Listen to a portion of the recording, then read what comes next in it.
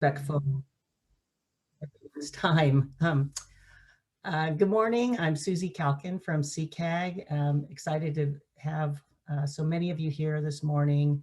As I had indicated in my email, inviting you all to this, this updated TDM policy went into effect as of the 1st of this year. And I know some of you have begun to use it, and hopefully others will be coming along with it as well. So we wanted to take this opportunity to kind of do a regroup, remind everybody of what is actually covered in the policy, and then show you some of the resources that have been developed to assist with this. So I'm joined here today with our consultant group, which is Advanced Mobility Group, and I have James Hincap and Corinne Dutra-Roberts. And so I'm going to turn it over to that team to kick this off. Thank you. Great. Thank you, Susie. I'm James with AMG, and to preserve bandwidth on my side, I'm actually going to turn my video off, but I'll continue speaking and continue this presentation. So again, thank you all for attending, as Susie said. Moving on to the agenda itself, we will overview the policy that has been in effect for approximately a little over 60 days now, technically, but we'll do some background catch up, and then the core of the presentation will focus on the implementation and the mechanics of how to apply it to new development and who it applies to, in fact.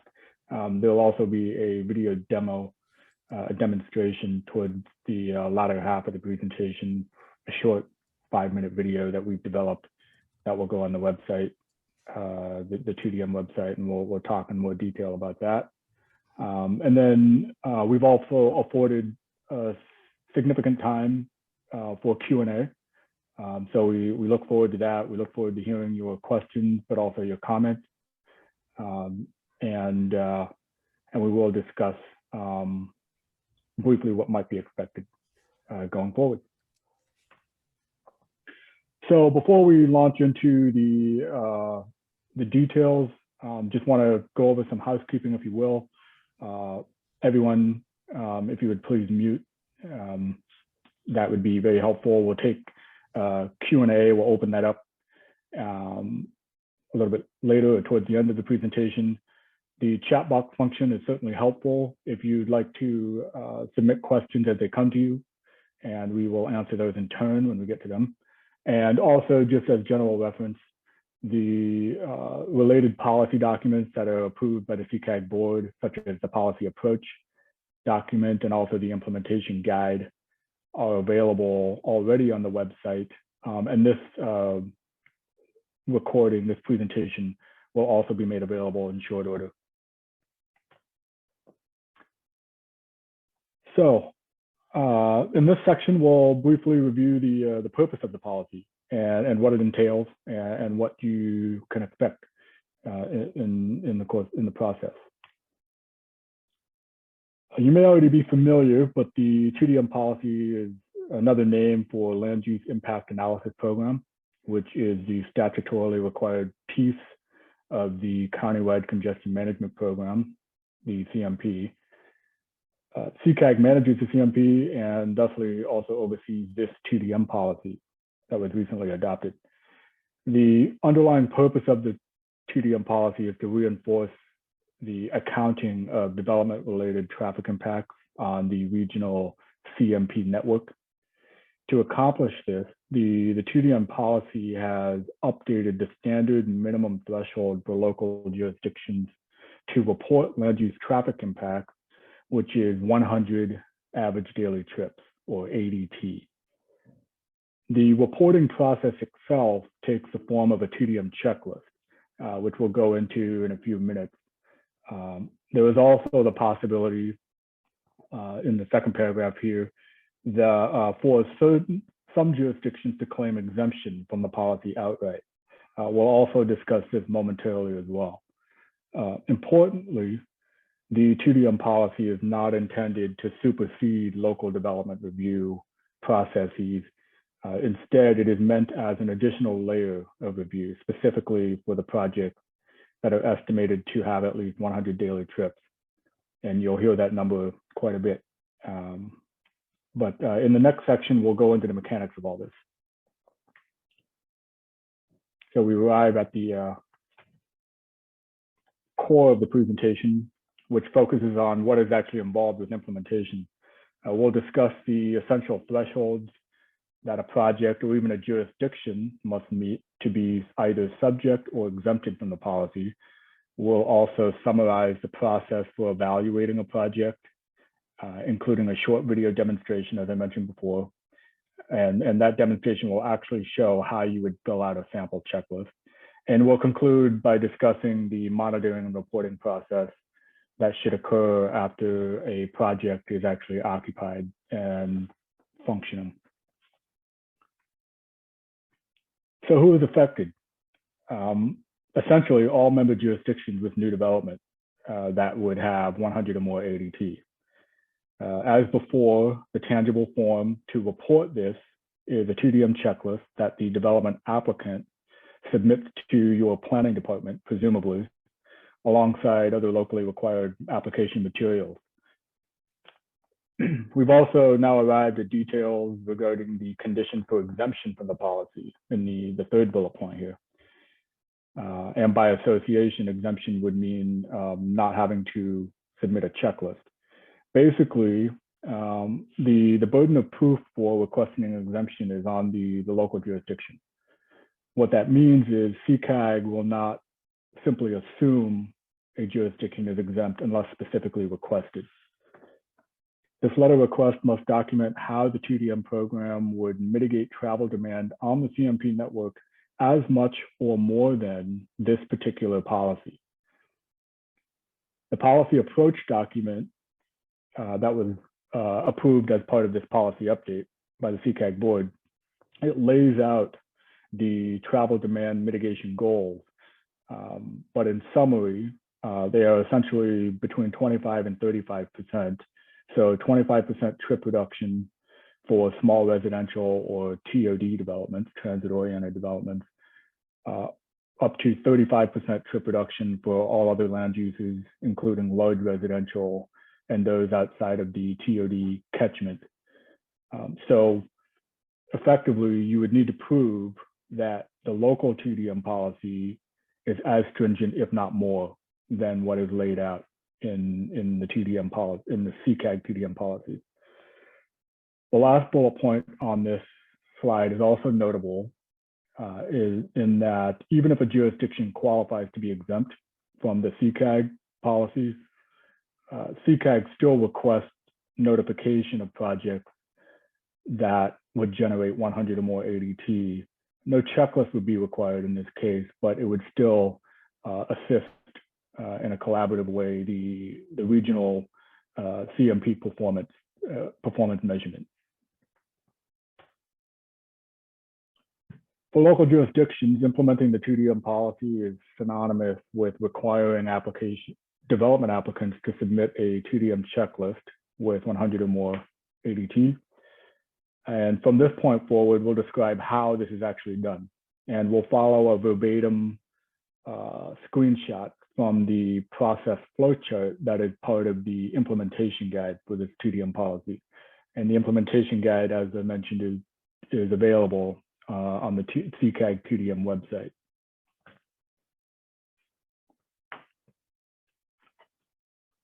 The very first step in this process is policy determination, and we've covered that briefly, but this is an opportunity for CAG member jurisdictions to evaluate whether their local TDM regulations would mitigate development-related trips to the degree that this particular CAG TDM policy does. So there are essentially two paths for developments to make a determination. Option one, on the left-hand side, assumes the jurisdiction must comply. Option 2 on the right-hand side reiterates what we previously discussed, which is a formal letter exemption, a request for exemption rather, and that is submitted to CAG for review. Even with an exemption, notifications still occur. And this can be a simple email with basic project information to CAG. No TDM checklist would be required, but obviously local development regulations remain in force. This step, pre-development review, assumes there is an opportunity for the member jurisdiction and the development applicant to meet and discuss proposed development parameters, including applicable development review requirements and regulations. This is not to insinuate that pre-development must happen as part of this policy. It's simply recognizing that this is part of standardized development review for certain jurisdictions. It's a great opportunity to inform and educate applicants, particularly for large developments, about this regional 2DM policy requirement and the checklist process. The development review section is intended to represent, on this flowchart, it's intended to represent a condensed version of standard procedures. So local development, your planning departments may have some extra steps that need to occur, but this is just trying to capture the process as it relates to the TDM checklist and where it fits in. Essentially, there are a few key points shown here, and I'll go over those right now.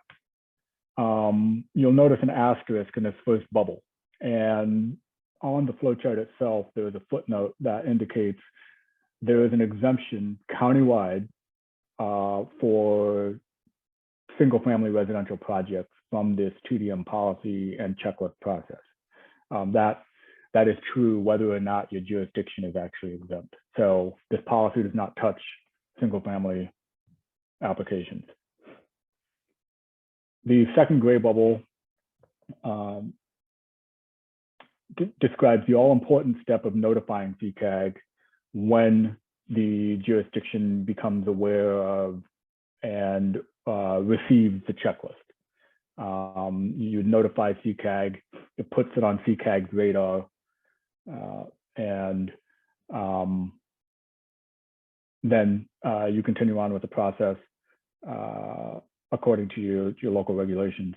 On the right-hand side, you see Commute.org is offered as a reference to reviewing agencies and/or applicants regarding questions about this process or the checklist. To be clear, they will be available for qualitative guidance, such as answering questions about the TDM measure descriptions or the sequence in this process. But their advice is not intended to be technical in nature, such as calculating precise trip impacts or making specific recommendations regarding selection of certain TDM measures. That is really up to the jurisdiction and the applicant to determine what is best fit for their project.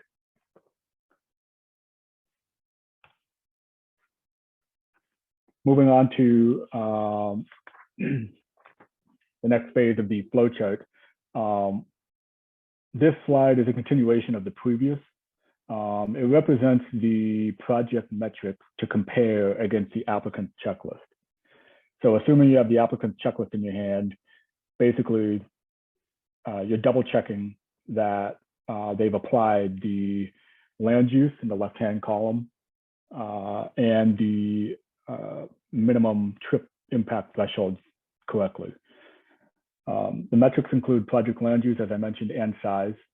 The latter, the size, is predicated on the actual ADT value, meaning 100 to 499 ADT is categorized as a small project for purposes of this policy, and 500 or more ADT are a large project. It's important that we recognize the parenthetical data in this table represents approximations. These were based on ITE trip generation rates for comparable projects. The actual square footage, employee count, or residential units may vary per project. So for example, it is possible that a 9,000 square foot project, which would be below what is listed in the parentheses, it could still generate 100 plus ADT. And that's what's most important, that the ADT count will be the threshold to rely on to evaluate and require a project to submit a checklist. This particular table is actually pulled, this exact table is pulled from the policy approach and the implementation guide document. So it is something that you can review again and refer to. Similar information is in the flowchart that is also in the implementation guide, but it has a slightly different layout. So that's why we're showing you this version. It reads a little bit better digitally. So anyway, the information is still the same and applies. I would also add that for the group has received some feedback early in the process and also more recently about what resources are available for calculating and evaluating trip impacts. And there are several. ITE is not the only one. There's also the US EPA, and SANDAG actually has a well-regarded smart growth trip analysis guidance that's actually been adopted by a lot of jurisdictions throughout the state as a viable reference as well. So more information about this, again, is in the supplemental documents that for this policy, also on the website.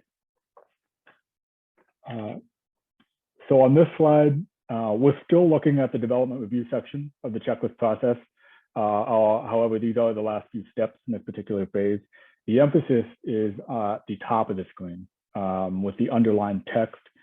Here, the TDM policy mandates that local jurisdictions condition project approval on the basis of actually implementing the selected TDM measures in the checklist. So COAs in parlance. This requirement is intended to bind the developer or the applicant to their TDM commitments, so that the checklist has some teeth behind it when it's approved and the project is approved. Following along this path, the standard next steps are to presumably approve the project if it ticks all the boxes, of course, and the checklist as well. And then the local jurisdiction, your departments must actually submit a copy to CAG. And on the margin there, CAG will also share this with Commute.org, which will assist CAG with the monitoring, reporting, and implementation. And to emphasize, this particular box is highlighted with the COA. So on the very next slide after this one, we will actually show a video demonstration. It is to introduce an example checklist. It will show not only what one looks like if you haven't had a chance to look at them yet or have one in your hands or on screen, but it will also go through how to complete it and what to look for. The example that will be shown is a non-residential mixed-use project. So it's a little bit of it's a nuance on the standard land use categories that this policy presents. We've gotten a lot of feedback from many stakeholder meetings and all the way up to this point, how to handle mixed use. And we're hopeful that this will explain it in a succinct way that makes sense. But the point is that it is possible to evaluate those in detail. So please bear with us. This will be about 5 minutes, and it is narrated, not by me. So coming up is a video demonstration. We'll start from the top here with this video. This is the TDM checklist for a large non-residential mixed-use project. As explained earlier in this video, projects that have a mix of land uses on the site must select the checklist corresponding with the land use that generates the greatest share of the total project ADT. So in this example, we presume a mix of land uses at the project site, with each land use generating a portion of at least 500 total ADT at the site. This 500 ADT threshold constitutes a large project. More specifically, in this example, we presume the greatest share of the calculated 1200 ADT will be generated by an office, industrial, or institutional land use on site. These land uses are specific to the non-residential for office, industrial, and institutional project type. Therefore, in this case, we have selected this particular large non-residential checklist to represent this sample mixed-use project. The same logic applies to other mixed-use projects of different sizes and land uses. This checklist's form is broken down into 6 sections labeled A through F. In section A, you'll enter the project contact information and some identifying information about the project, as well as the date the checklist was filled out. The section should look something like this once you've completed it. In section B, you'll determine which project proximity categories your project falls into. This is required since it determines the trip reduction target the project will need to meet. The respective trip reduction target percentages are based on the proximity of the project to high-quality transit. In the upper right-hand corner of this section, there is a link to read more about the definition of high-quality transit. Once you know what the project's reduction target is from section B, it's time to review section C, required measures. As the section title indicates, you must select all of the required measures that apply based on the project's proximity to transit, which was determined in the previous section B. After selecting each of the required measures that apply to this project, you sum all of the values that were checked and enter the total at the bottom of the section in row 10. The next section of the checklist is section D, additional recommended measures. Here you'll need to select enough additional measures so that the total trip reduction percentage meets or exceeds the trip reduction target category previously marked in section B. Note that in some circumstances, the minimum trip reduction target is satisfied with just the required measures from section C, but usually you'll need to select one or more of the measures from the additional recommended measures section. In this case, no additional measures need to be selected, since the project meets the minimum requirement with only the required measures. Once you have finished selecting any necessary additional measures, in this case we've selected none, sum the values that were checked in this section and enter the total in the last box at the bottom of this section. Remember, the totals from your selected required measures and additional measures must meet or exceed the trip reduction target value that you determined on the previous page. Section E is where we check to make sure that the totals from the required measures and additional measures sections meet or exceed the trip reduction target value. Enter the total from section C, line 10, and the total from section D, line 24. The bold swooping arrow towards the bottom of this section is to remind you that the summed value from sections C and D must meet or exceed the selected trip reduction target category from section B. If this is the case, then the project has met the necessary minimum trip reduction target value. If it is not the case, you must select more measures from the additional measures section until the trip reduction target has been met. If you're filling out your checklist online, at this point make sure to save your document so you preserve all the data you've entered.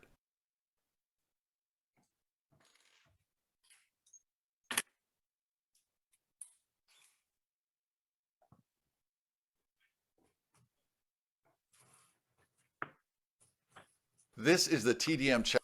Okay. Thank you, everyone, again. I hope that was informative after that hiccup there. But just to reemphasize, that is but one sample. And the intent of showing that particular one is because it is unique in terms of mixed use, which doesn't always fit squarely within the categories. But the point is that a traffic impact analysis should be able to discern which use is generating the lion's share of the trips for an entire site. And so that is the idea behind that. And also, you might have noticed that in that example, it's one of those circumstances where because of the geography of the project in terms of being outside of 1/4 mile from a high quality transit location, we call that transit proximate for this policy. Those circumstances of geography and also the type of project meant that they needed 35% trip reduction, and they met that through just the first section of required measures. That's not going to always be the case. So Different circumstances will have different approaches, and anyway, that is the purpose of showing that particular type, because I think it shows a range of unique scenarios in this case. But moving on, we just want to stress on behalf of CAG the collaborative nature of this policy. And also to inform you, remind you that there are also plenty of resources available at the website, which includes contact information where you can submit additional questions or comments related to the checklist review process that we just watched. Also, several other points of emphasis or re-emphasis here include the need to condition the approval of a project that is subject to the TDM process, the TDM checklist, and also to remind everyone that single-family residential projects are automatically exempted outright under this policy. So we started at policy determination in the flowchart, and then pre-development review, and then development review. And monitoring and reporting represents the fourth and final section of the checklist review process. Although, technically by this point, a checklist has already been submitted and approved, it is considered part of the process, the follow-up process, if you will. Here, the information presented touches on several key aspects. First and foremost, CAG is fully aware of the demanding nature of development review, especially in the Bay Area. So this policy was developed with that in mind, trying to balance clear and concise review thresholds that could still be applied locally while also meeting statutory requirements related to managing the congestion management program network, the CMP network. Again, here we also have key terms, COAs, collaboration. We're really trying to drive home these themes because this is a new policy. They're certainly, with everyone still getting used to it. So we hope that it can be collaborative in nature. To the second to last point, there will be follow-up surveys post-occupancy, and Commute.org will help administer these. We'll actually get into a little bit of detail in the remaining slides after this one. And for those interested, the flow chart that we keep referring to, again, is also readily available in the implementation guide. So looking again at the, really it's going to be the last couple parts of the flow chart, but related to monitoring and reporting. Here we illustrate the basic pathway for surveying tenants. This could be facilitated through an on-site TDM coordinator, or in a residential case, a property manager.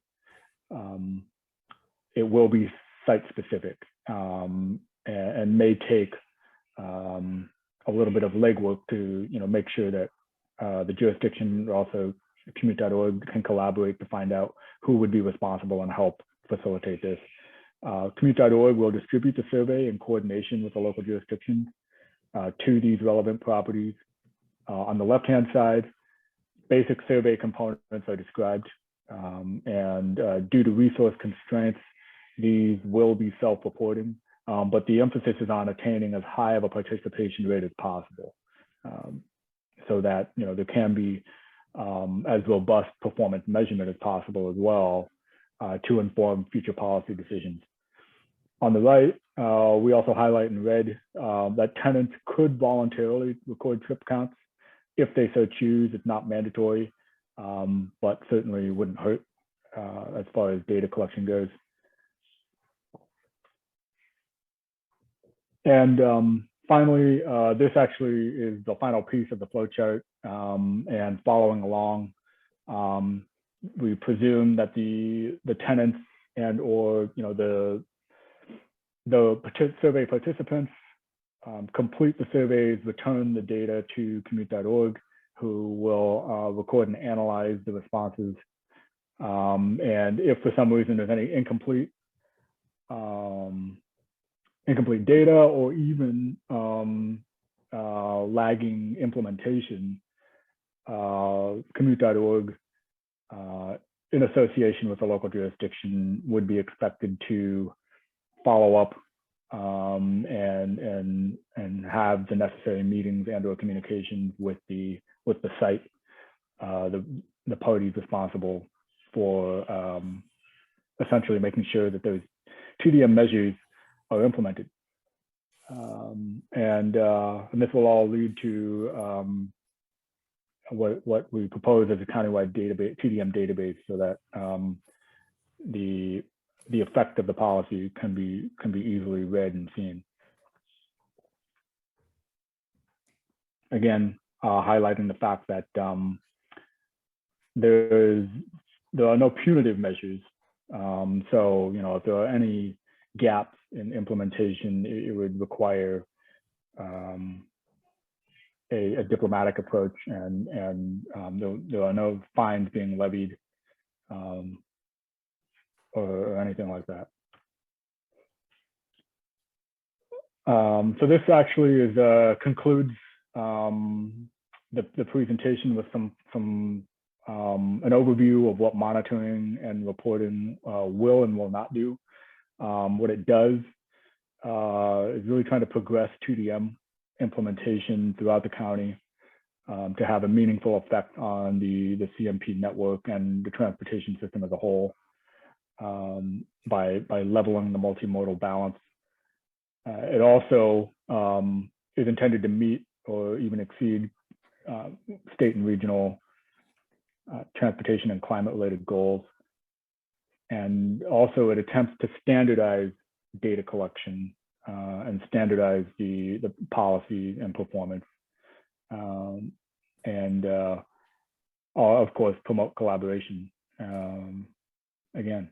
And what it does not do, as I mentioned before, no fines are suggested or you know, would be levied on any non-compliant or even partially compliant projects.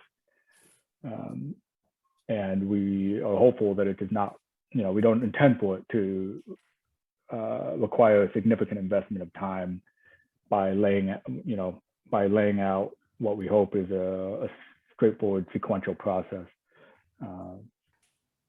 Yeah, obviously we're just getting started on, on this implementation piece. So I assume there will be questions along the way, and they're bound to be things that we're going to need to tweak.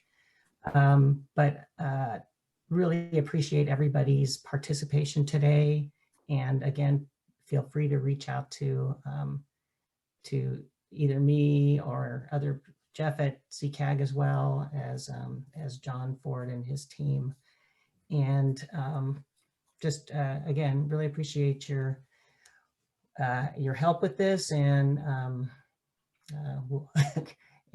we're just hoping for a good response, and look forward to seeing how this works out as we move into this implementation phase. So if any last questions? Susie, this is John again. Just had one quick question, and it came up early in one of the questions. What are we constituting as completion? Is there a formal process of certificate of occupancy or completion notice? I'm sure it may vary by jurisdiction, but is there anything in the documentation that specifically states what that means to be complete? When you're talking about complete, are you talking about the... Well, when a project is complete, you mentioned that anything that's complete after January 1st, 2022 is now subject. Okay, but is that a certificate of occupancy, or? No, that's the actual, that's a standard that you've actually completed your application. So you have all the pieces in that are required, and you're certified as a complete application, because there's timeframes that happen from that you're required to, take action. And so there's that there's a complete application as opposed to a complete project. Now the complete project that's when we start the monitoring and reporting, is based on the certificate of occupancy date and deadlines. Then there's some periodic monitoring that happens based on that date. So kind of two phases of the project submittal and project completion. Is that clear?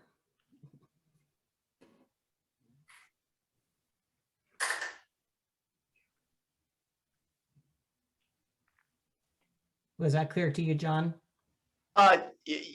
Yes, I guess the occupancy side, yes. The application completion. It's kind of a planning standard. Then it talks Sure. about streamlining your project after that. There's a specific date that gets registered that you have. Okay. So yes, so what we would need to be aware of would be any projects that have received that complete application status after January 1st. Correct.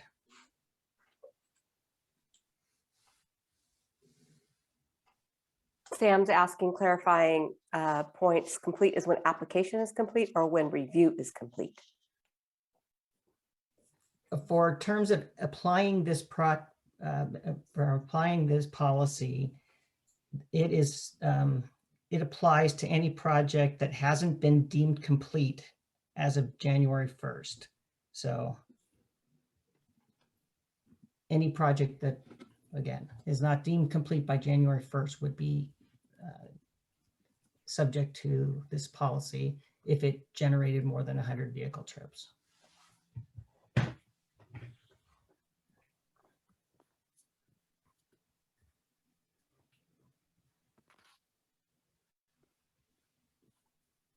Susie, this is Roscoe from Mowbray. Just a quick question. Does this, I assume that for projects that submitted an SB 330 application where they freeze the development standards at the time of this SB 330 submittal, this would not apply to those projects? So they freeze them at the time they actually submit rather than when you deem it complete? Right. Yeah, that would probably be true then. Thank you.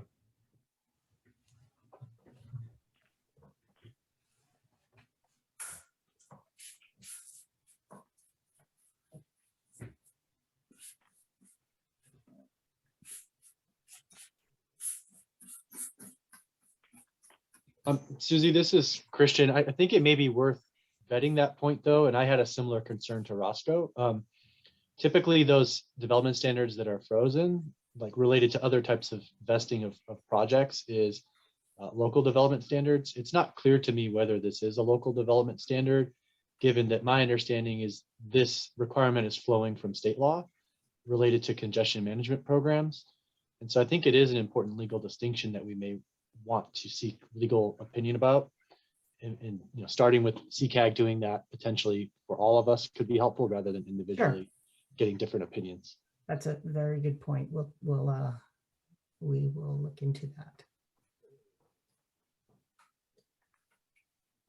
that. Do those same requirements pass? You said this is for the AB 330. Is it also for the SB 35 or whatever the number was? The other policy about, somebody had asked about another. I can't remember all the state laws. Does that also vest at the time of application? I don't know offhand whether SB 35 contains a similar vesting trigger. The key difference there is the ministerial approval requirement for SB 35 projects, which could limit the city's ability to impose conditions of approval like the TDM. So I think that's a different but also important question. Right. I think though that at some point the cities are going to have to because cities are required to comply with the CMP. This is part of the CMP. So I don't know how you include it in your current, how it's been historically included in your ordinances, but there really needs to be some kind of enabling or some kind of connection that local jurisdictions adopt to recognize that they need to be in compliance with these CAG requirements, or these CMP requirements, I should say. And then I think it would flow that it would be a local development standard. But I will look into this again with our attorneys.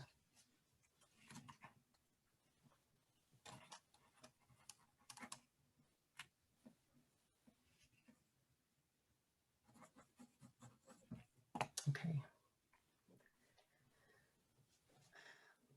All right, I guess unless I hear more, we're happy to stay on with, and answer any additional questions people will have. But again, just want to thank everybody for your participation today.